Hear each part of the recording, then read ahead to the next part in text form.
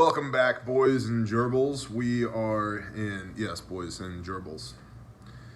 We are in Judges chapter 17, roughly page 273 in the scriptures, 2009 version, around there, 2016 version, and I don't know what page if you're reading from a different version of the Bible. By the way, if you would like a copy of the scriptures, please email me, admin@bearindependent. Just put scriptures in the subject line of the email, and I just need to know your address. I don't need to know why you need a copy. If you would like us to just give you one, I'm happy to do that. I have one just for you, admin@bearindependent.com. We'll get one out to you. If you'd like to purchase one at our cost, you can do that at bearindependent.com. But if you just need one, I got you, bro. I got you, sister. admin@bearindependent.com. Judges, chapter 17. Interesting to note that at the end of 16, and we just saw the end of Samson at the end of 16, there's now a break in the narrative when we go from Judges 16 to 17. Most of the biblical scholars out there agree that in Judges chapter 17, rather than being about 300 years forward from the time of Joshua, the narrative now goes back and picks up near to the time immediately after Joshua, when the Israelites have come into the land. That's important because, it's going to help make sense out of the context of this part of the book. Interestingly enough, there's a reference to 1,100 pieces of silver, which is the exact number of pieces of silver that these princes of the Philistines were bringing to Delilah to jam Samson up. And so if you were to just read it straight in context, it's like, wait a minute, I don't see what's going on here. And that's one of the reasons why scholars that don't agree with the change in the narrative going back to the beginning of the time of Joshua, or back to the beginning of Judges rather, it's complicated. So just understand that very likely what we're about to read did not take place chronologically after the time of Samson, but it took place 300 years prior-ish, back during the time of Joshua, immediately following the time of Joshua. Confusing enough? I know, right? I don't know. I didn't write this book. We're just reading it together. By the way, highly recommend that you pull it out and read it with me, please, because I'm not your pastor, okay? It's not my job to write my convictions on your heart. That's the Holy Spirit's job, the Ruach HaKodesh. So, without further ado, Judges chapter 17. And there was a man from the hill country of Ephraim, not the hill country of Texas, the hill country of Ephraim, whose name was Mikahu. And he said to his mother, the 1,100 pieces of silver that were taken from you, on which you had put a curse, even saying into my ears, look, the silver is with me. I took it. And his mother said, blessed of Yahweh be my son. And he gave back the 1,100 pieces of silver to his mother. And his mother said, I had truly set the silver apart from my hand to Yahweh for my son, to make a carved image and a molded image, and now I give it back to you. Pause. What kind of Jerry Springer nonsense is this? Mikahu stole 1,100 pieces of silver from his mom, who'd clearly been saving it for a while. That's no small amount of money. He took it. She put a curse on it. He returned it to her. And she said, kid, I've been setting this aside unto Yahweh for you, to make a carved image and a molded image. Oh, how far Israel has fallen. Are we supposed to make carved images and molded images? No, not even a little bit.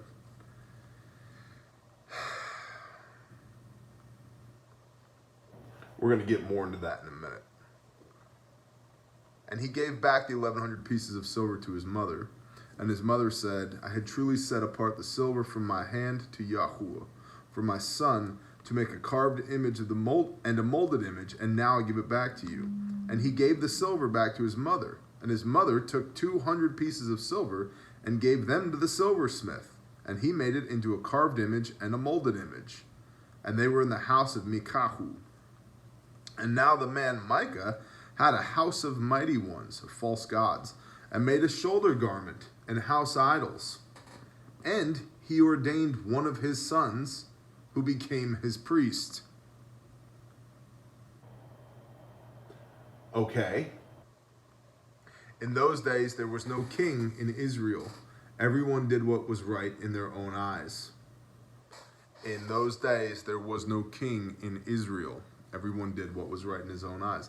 This is a recurring theme in Judges. When there's a king, when there's a man walking in righteousness, blamelessly walking in the commands of Yah, Luke 1 verse 6, things go well for them. It's literally like 2 lines. Like, in fact, let me not speak out of turn here. I can't. Maybe I won't find it. But it's literally like 2 lines. It's like, and Chebedah was a righteous man and led Israel for 40 years, and there was peace. When they don't do that, it's a crap show, because they don't have anybody walking out that righteousness, modeling it for them.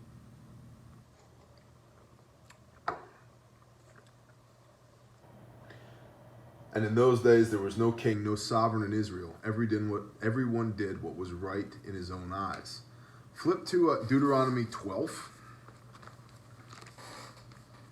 Genesis, Exodus, Leviticus, Numbers, Deuteronomy 12. That's too far. 12, verses 1 through 8. These are the laws and the right rulings which you guard to do in the land which Yahweh Elohim of your fathers is giving you to possess all the days that you live on the soil. Micah, not working well for him. He forgot this part.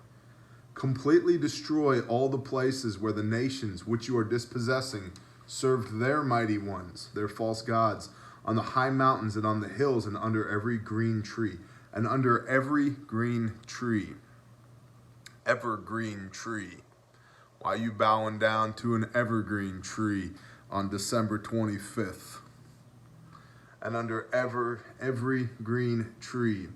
And you shall break down their slaughter places and smash their pillars and burn their asherim with fire. Pillars and asherim, obelisks, their penises. And people put them on top of churches and call them steeples. I know, I was pissed off too when I found out about that. And you shall cut down the carved images of their mighty ones, and shall destroy their name out of that place, the names of the Gentile deities. Do not do so to Yahweh your Elohim. Didn't Micah's ma just say, hey, I set this silver aside unto Yahweh to make carved images and molded images? Do not do so to Yahweh your Elohim, but seek the place which Yahweh your Elohim chooses out of all your tribes to put his name there for his dwelling place, and there you shall enter. That's Deuteronomy 12:5. I'm going to make a note of that. Over there, we're going to come back to that.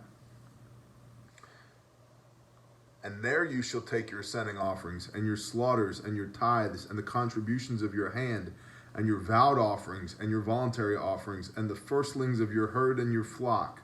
And there you shall eat before Yahweh your Elohim, and shall rejoice in all that you put your hand to, you and your households, in which Yahweh your Elohim has blessed you. Do not do as we are doing here today, each one doing whatever is right in his own eyes. Each one doing whatever is right in his own eyes. There was no king, there was no sovereign, there was no righteous man to lead Israel. Back over here to Judges 17 verse 6. In those days there was no king, no sovereign in Israel. Everyone did what was right in his own eyes. And there was a young man from Bethlehem in Judah, of the clan of Judah. And he was a Levite, and he was sojourning there. And the man went out of the city of Bethlehem in Judah to sojourn wherever he could find a place. And he came to the mountains of Ephraim, to the house of Micah, as he journeyed. And Micah said to him, "Where do you come from?" And he said, "I am a Levite from Bethlehem in Judah, and I am on my way to find a place to sojourn." Squeaky chair. And Micah said to him, "Dwell with me, and be a father and a priest to me, and I give you 10 pieces of silver per year, and a suit of garments, and your food." And the Levite went in. Sounded good to the Levite. So the Levite agreed to dwell with the man, and the young man became like one of his sons to him. Then Micah ordained the Levite, and the young man became his priest, and he was in the house of Micah. So now Micah's got his son ordained as a priest, and now Micah has ordained this Levite as well. Who is Micah to be ordaining people? Micah's he robbed his own mom and is engaged in idol worship. And Micah said, "Now I know that Yahweh does good to me, since I have a Levite as priest." He's like, man, we're making it now. We got a Levite as a priest, not just my kid, who I had to ordain as a priest. Now I've got a Levite as a priest too. Status symbols. Health, wealth, prosperity gospel. Chapter 18. In those days, there was no king in Israel. And in those days, the tribe of the Danites was seeking an inheritance for itself to dwell in. For until that day, all their inheritance among the tribes of Israel had not yet fallen to them. Okay. I thought Dan, as well as all the other tribes, had received their inheritance in the land. Go back to Judges chapter 1. Not that far back. Judges chapter 1, verses 34 and 35. And the Amorites pressed the children of Dan into the mountains, for they would not allow them to come down to the valley.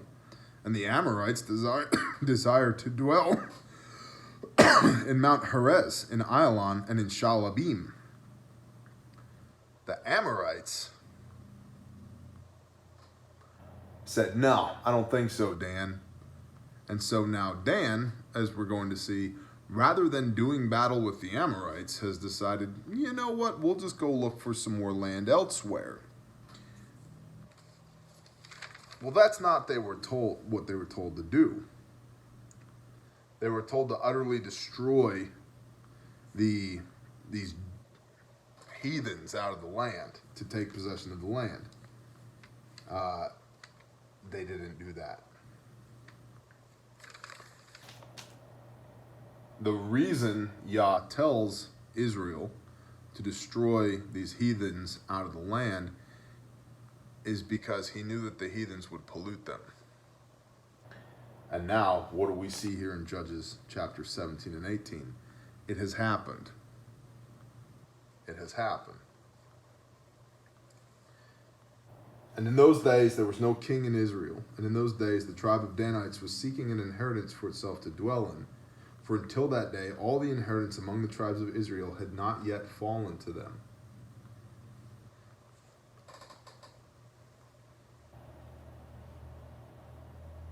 And the children of Dan sent 5 men of their clan, brave men from Sorah and Eshtaol, to spy out the land and search it. And they said to them, "Go, search the land." So they went to the mountains of Ephraim. They're looking for another place to go. So they went to the mountains of Ephraim, to the house of Micah, and spent the night there. When they were near the house of Micah, they recognized the voice of the young Levite, and turned aside, and said to him, now, did they know him from Judah, where he's from? Don't know. Did they already meet him because he was sojourning through the land, much like the Danites looking for a place to go? Maybe. We don't know. But they recognized his voice. And they said to him, "Who brought you here? What are you doing in this place, and what do you have here?"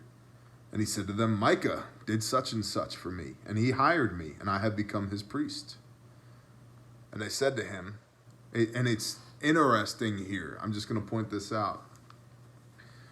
Priest here is used in the context here in Judges, not of somebody who's in service to Yah, but somebody who's worshiping false idols. I'm just going to pull the pin out of that grenade and throw it. If it explodes on you, so be it. Priest here, the connotation here, is somebody who is ordained but who is worshiping false idols and is not in service to the Most High. And they said to him, please inquire of Elohim, and we shall know whether the journey on which we are going is prosperous. Now they're using this dude for divination, the Levite. And the priest said to them, go in peace, your journey on which you go is before Yahweh. This dude was a Levite. He's now in service to Micah, worshiping false idols, and yet he's claiming the name of Yahweh. Flip to Exodus 20. Genesis, Exodus. There it is right there, page 78. And Elohim spoke all these words, saying, I am Yahweh, your Elohim, who brought you out of the land of Mitzrayim, out of the house of slavery. You have no other mighty ones against my face. You do not make for yourself a carved image or any likeness of that which is in the heavens above, or which is in the earth beneath, or which is in the waters under the earth. You do not bow down to them, nor serve them. You do not bow down to them, nor serve them. For I, Yahweh, your Elohim, am a jealous God, visiting the crookedness of the fathers on the children to the third and fourth generations of those who hate me, but showing loving commitment to thousands, to those who love me and guard my commands. You do not bring the name of Yahweh, your Elohim, to naught, for Yahweh does not leave the one unpunished who brings his name to naught. Do not take the Lord's name in vain. What that means is not saying bad words. It's not saying GD, although that's like nails on a chalkboard to me. What it means is you don't put his stamp of approval on your bullcrap. Oh, hey, Levite, who's left your post and now become ordained as a priest by a man who worships false idols? Would you please inquire of Elohim, and we shall know whether the journey on which we are going is prosperous? And the priest said to them, go in peace. The journey on which you go is before Yahweh. Who the hell does this guy think he is? Take not the Lord's name in vain. Then the 5 men left and came to Laish and saw the people who were in their midst and how they dwelt safely, according to the ruling of the Sidonians. Not according to the ruling of Yah. According to the ruling of the Sidonians, at rest and unsuspecting. And no one possessing authority in the land was reproaching for any matter. And they were far from the Sidonians, and they had no word with anyone. And the spies came back to their brothers at Surah and Eshtaol. And their brothers said to them, well, what do you say? And they said, arise, and let us go up against them, for we have seen the land, and look, it is very good. And you sit still, do not hesitate to go to enter in and possess the land. Come on, let's go, bro. And when you go, you are to come to an unsuspecting people, and the land is spacious, for Elohim has given it into your hands. There they go again. A place which there is no lack of any matter, which is on the earth. And 600 men of the clan of Danites went from there, from Sorah and Eshtaol, armed for battle. And they went up and encamped in Kiriath Yearim in Judah.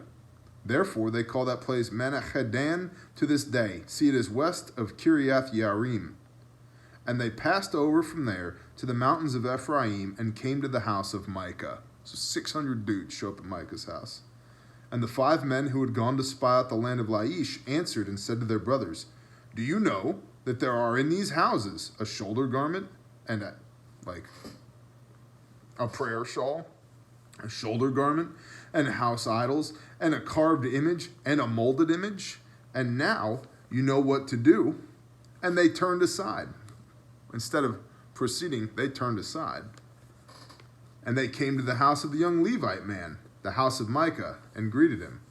And the 600 men, armed for battle, who were of the children of Dan, stood by the entrance of the gate. And the 5 men who had gone to spy out the land went up, and entering there, they took the carved image and the shoulder garment and the house idols and the molded image, while the priest stood at the entrance of the gate with the 600 men who were armed for battle. They took what they wanted. Quantity has a quality all of its own. 600 dudes armed for battle say, hey, we're taking that, and you're there standing by yourself. Guess what? They're taking that. And these went into Micah's house and took the idol and the shoulder garment and the house idols and the molded image. And the priest said to them, what are you doing? And they said to him, be silent, put your hand over your mouth, and come with us, and be a father and a priest to us. Is it better for you to be the priest to a household of one man, or that you be priest to a tribe and a clan of Israel? And the heart of the priest was glad. And he took the shoulder garment and the house idols and the carved image and took his place among the people. This dude had an opportunity. He was a Levite. Engaged in false worship. And 600 dudes come and take from him the vestiges of his false worship. And he could have, and should have at that point, said, you know what, y'all take it. We're good. I'm good. And then repented. Father, Yah, forgive me. I was in false worship. But instead, we can see that the priest takes the vestiges back, and he goes with them.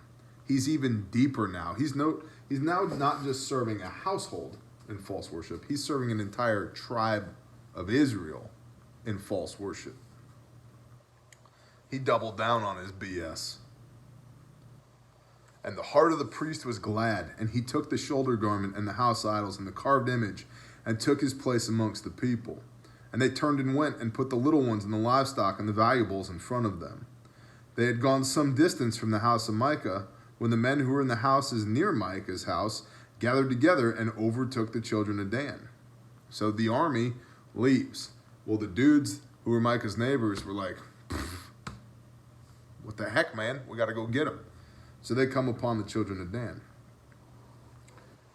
and called out to the children of Dan. So they turned around and said to Micah, what is the matter, and why have you gathered such a company? And Micah said, you have taken away my mighty ones, which I made, and the priest, and you are leaving. Now what more do I have? What is this you say to me? What is the matter?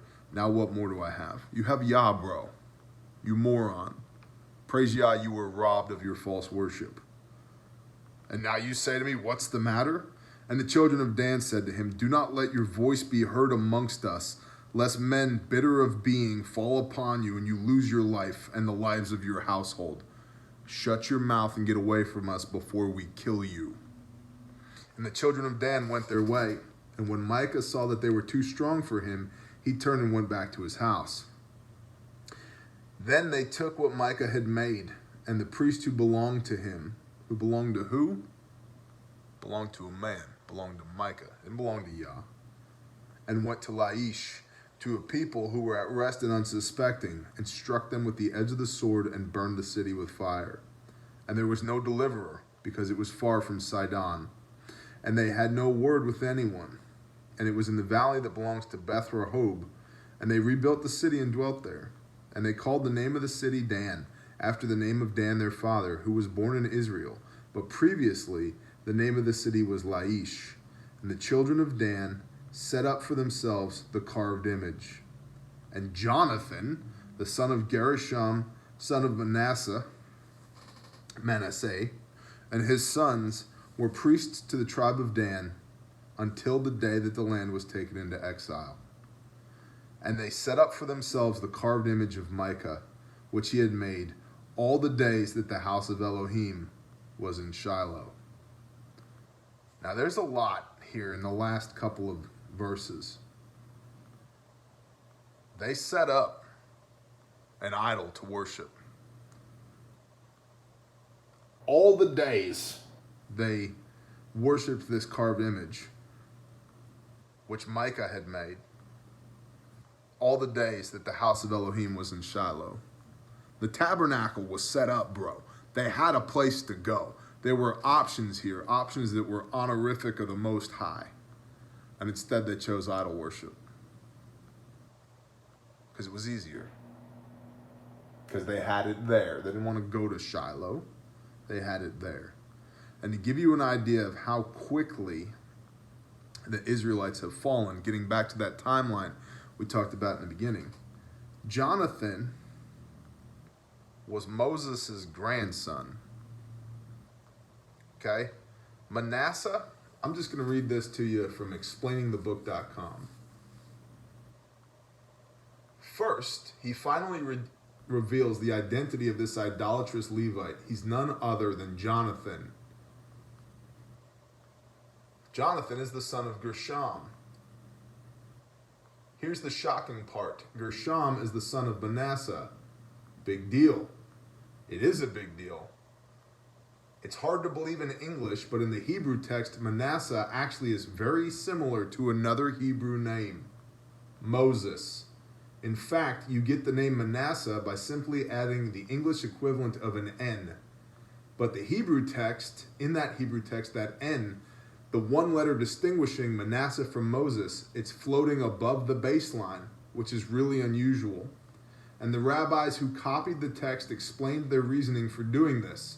They acknowledged that Moses was the original name in the text, the tribe of Moses. But they didn't want to dishonor Moses' memory by admitting that this man's grandson was an idolater. And yet, we shouldn't be surprised by this kind of thing in this book. The harsh reality is that Moses, that mighty man of faith, his own grandson was an apostate. And that gives you an idea of when this part of the book took place. Within the lifetime of a grandson of Moses, how quickly Israel fell.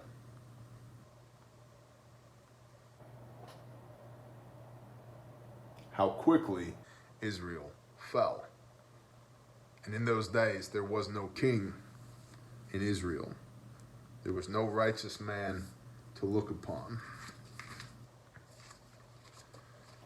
I'm just going to give you a little parallel here.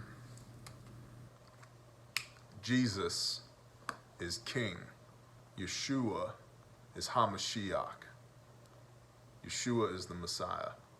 What is righteousness? Luke 1 verse 6. Blamelessly walking in the commands of Yahweh our Elohim. What is sin? 1 John 3 verse 4. Sin is lawlessness. Yeshua, the king, came to be righteous for us to look upon. 1 Peter 2:21, so that you might walk in his steps, that in him there was no sin, there was no lawlessness, no deceit was found in his mouth. Because when we don't have somebody to walk these steps out with us, we descend into idolatry that quick. And it never goes well for Israel when they are outside of the Father's will. And lastly, I would remind you that Israel is not a nation state on a map. Israel, per Genesis 32, is three things. He who is striving with Elohim, he who is overcome with Elohim, and he who is ruling with Elohim. We are Israel. If you believe Jesus is the Christ, if you confess Yeshua as Messiah, and you are striving with Elohim to walk in the steps of your Messiah, you're Israel. Remember to look upon that righteous man who redeemed you so that you don't fall into false idol worship. Shalom.